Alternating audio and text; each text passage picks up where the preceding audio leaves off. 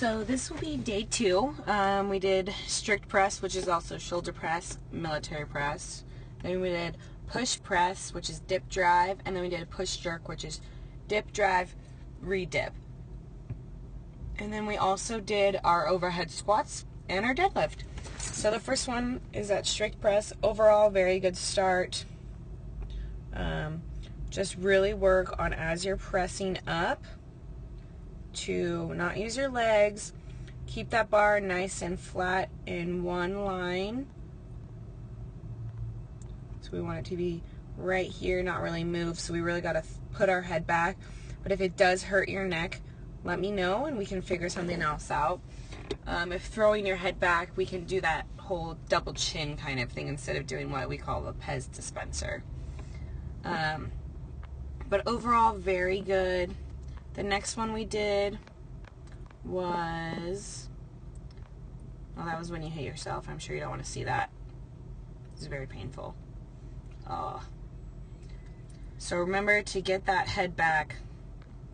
We don't want that to happen. So on the push press, we dip and drive. So far, really good dip. We just want to make sure we keep our body, our torso, right upright instead of having this little angle. So we want to be here. Well, that's very dramatic, these stupid sticks. We want to be here instead of having that kind of letting the weight come forward. So it's really just in our knees.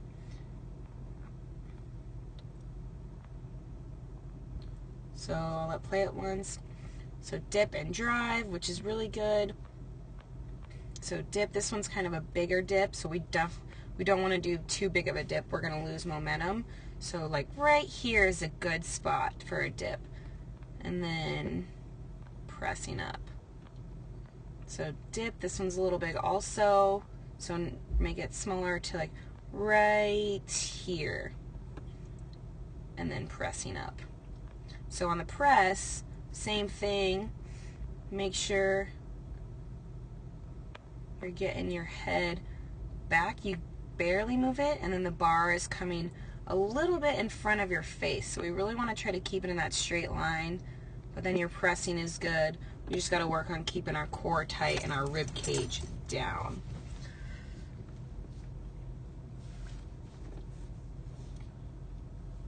But overall, really good start.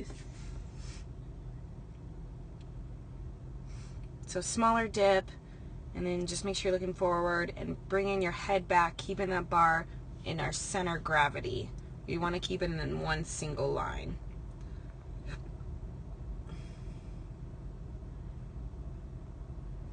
Good. So on this one, so far so good. It's just the same things, you know, getting that head back, keeping it close to our body. I'm going to go back real quick before we do overhead squat. So smaller dip. So on the first dip, small dip. And then you're pressing up. So far so good. The bar is just a little far away from you. We want to try to keep it closer towards your face. So just really get your head back. And then even the re-dip, we can do it a little smaller, but it's good so far. And then the overhead squat, it's going to be the same thing like your other squats. Crack those knees, push your butt back, keeping that bar right above your ponytail. It's a little awkward at first, but good. Those ones look good. Just slow and easy. Really want to turn your armpits towards the front. So we want to pull our scaps back and really activate them and not letting this bar come too far forward. Because if we let it come forward, the weight's gonna start to fall down and it's gonna be a lot heavier.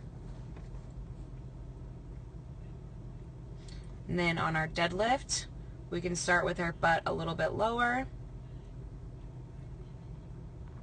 So our butt could start a little bit lower. So we have a slight bend in the knee, and our knees can kind of come over the bar. And then so you'll bring your butt down and your knees will come forward, and then you want your shoulders to still stay over the bar. And then, yep, you're squeezing your butt, keeping that bar as close to you as you can. So we don't want it to come all the way out here. We want to not glide it up our thighs, but it should be like grazing our thighs.